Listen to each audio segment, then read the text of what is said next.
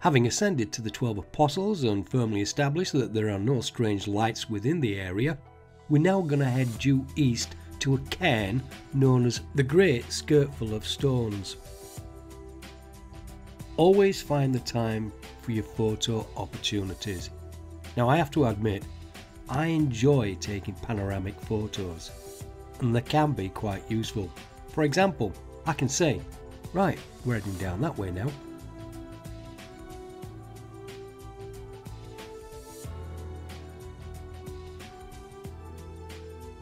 I will often travel the moors off track, but without blowing my own trumpet. I know and understand these moors better than most, and I've left the making of this video until now, at the end of July, because I know I won't be disturbing the many ground nesting birds who use various parts of the moor during the months of March to July. The Great Skirtful of Stones was a cairn that was either robbed out or excavated by antiquarians back in the 19th century. However, local mythology gives another reason for it being here. There was once a giant who lived in these lands. His name was Rumbold, and he had a frightening enemy from whom he often fled in fear. For this greatest of enemies would give him chase and hurl huge rocks at his head and person. We talk naturally, of course, of his wife, Elder Gertrude, who more often than not carried an arsenal of rocks within her skirt. And it was on one such occasion that whilst Rumbold was in flight for fear of life and limb, that he leapt the valley from hanging stone cliffs, but clipped the rocks with the heel of his boot and dislodged the calf from the cow.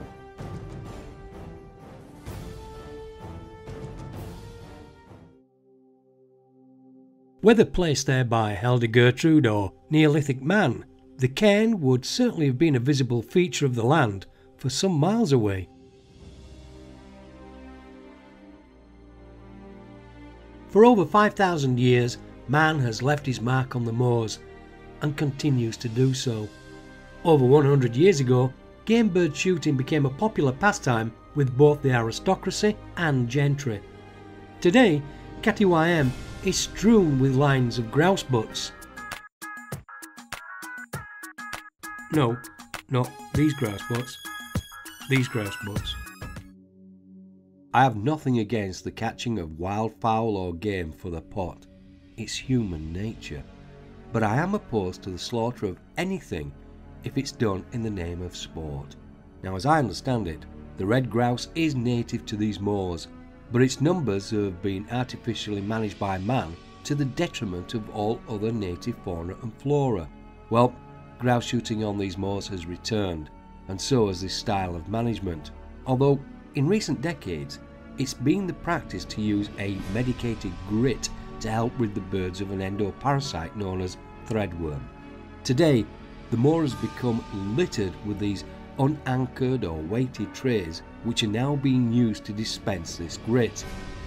These plastic trays are unsightly, dangerous and unaerodynamic as they blow away in the wind.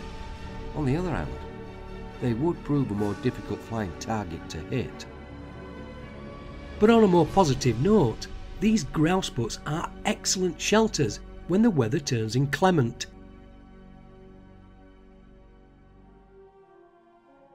Due west of the Skirtful of Stones, it is believed there once existed an enclosure which may have been inhabited during the Neolithic period. Immediately northwest of the Skirtful of Stones, on the other side of the Coldstone Beck Ravine, is another cairn known as the Little Skirtful of Stones. As a rule, I stay clear of this cairn during the months of March through to June, as it is a nesting area for many species of birds, notably curlews. As with the Skirtful of Stones, this cairn was probably excavated by early Victorian antiquarians. However, it does appear to have a kist or burial chamber at its centre.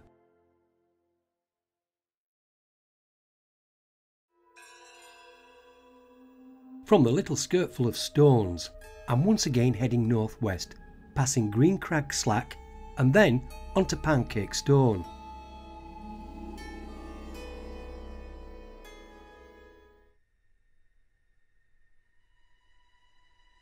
Spend time alone on the moors, and it won't be long before you begin to feel the presence of the Sisters of the Brock.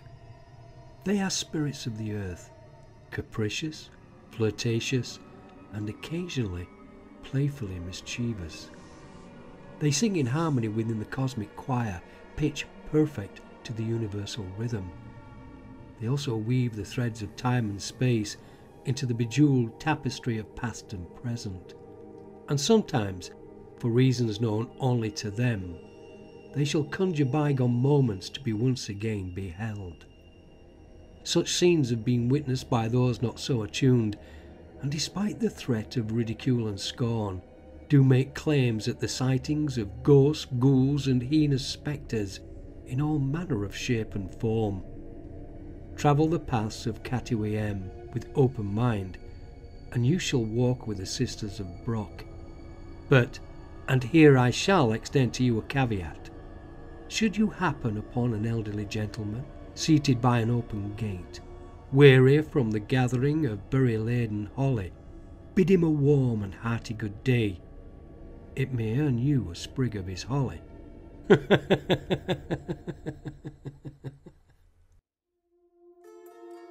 Pancake Stone juts out from the profile of Hanging Stone Ridge and is visible for miles around in today's treeless landscape.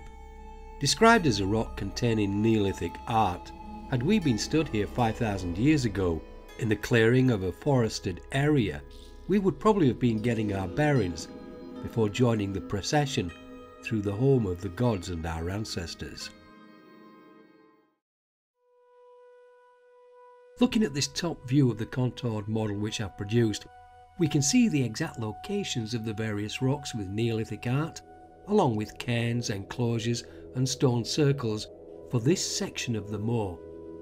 Okay, well, let's start by marking the position of Pancake Stone, and as this is where we are, let's make it more prominent. Now the cow and calf is a prominent feature within the landscape, and it would have had its own route of approach. Let's now mark in some of the other locations.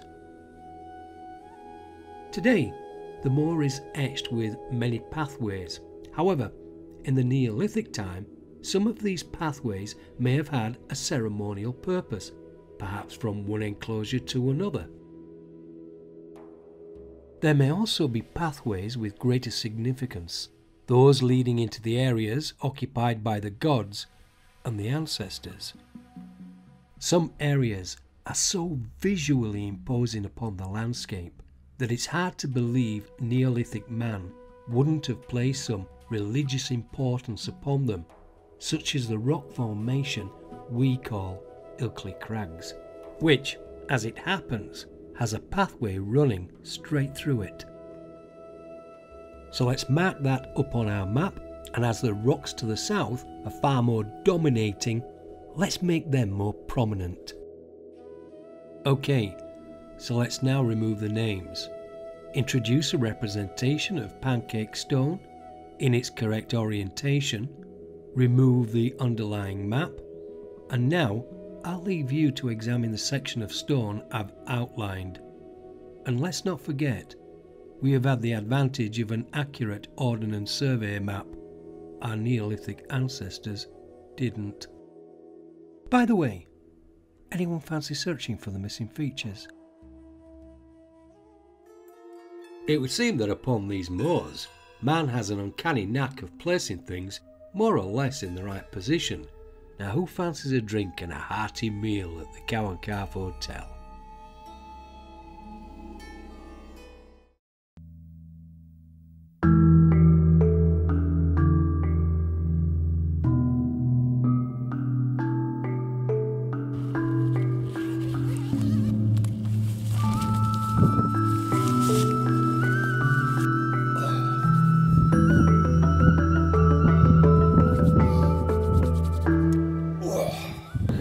I don't know if you can hear with all this wind, but at the moment there's grouse over here, grouse over there, grouse down here.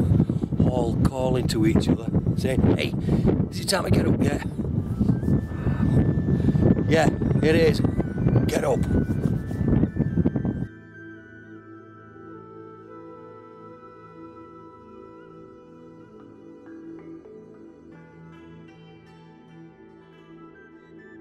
As enjoyable as my coffee was, I could sense the morning would commence with a beautiful sunrise, and I was keen to greet it at a place I know as RBTM. There are presences of the world who may best be described as beings of the earth. In the not so distant past, mankind has seen them as the gods. And as winters are to us, so great winters are to them, such is their longevity. The land upon which I stand is known as Cairn, and it is the home and garden for many beings of the earth. And although our lives seem parted from such a place, we too are beings of the earth, even though our presence within it may seem as but a brief flicker. Other beings have also existed within these lands, such as the Greasley, sky lizards, what we would have called dragons. Their span of being was from one great winter to the next. They would hatch from their eggs at the end of an ice age and then succumb to the extreme cold at the beginning of the next. The lord of all the Greasley was known as Dimordan. Now, Cairn is like the residential palace and gardens of the Earth Queen, Queen Aurgen. She has many princes and princesses, one of which is the winged princess Anemone, goddess of all winds. Lord Dimordan had it within his mind to become master of the winds, which meant he had either to capture or slay Princess Anemone. RBTM is a wound of the earth caused by Lord Dimordan in his attempt to become master of the winds.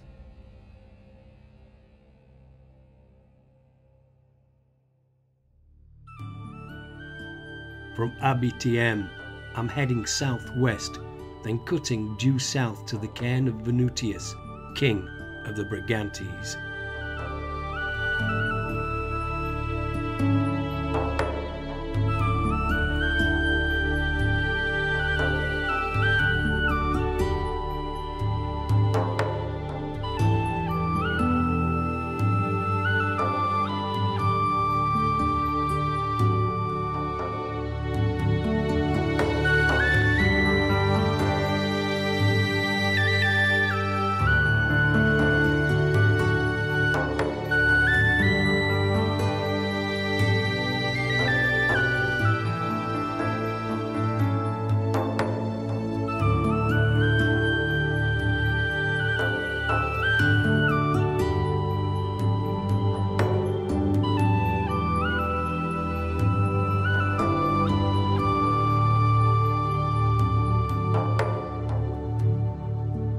Today, nothing remains of the Cairn of Venutius.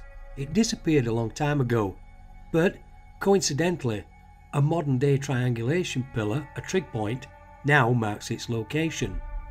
It would be fair to say that a cairn existed here long before Venutius, probably from as long ago as the Neolithic period, acting in unison with the other cairns on the moor. So who was Venutius, and why have a cairn dedicated to him? Well, for that, we have to travel back to the time of the Roman invasion and occupation of Britain.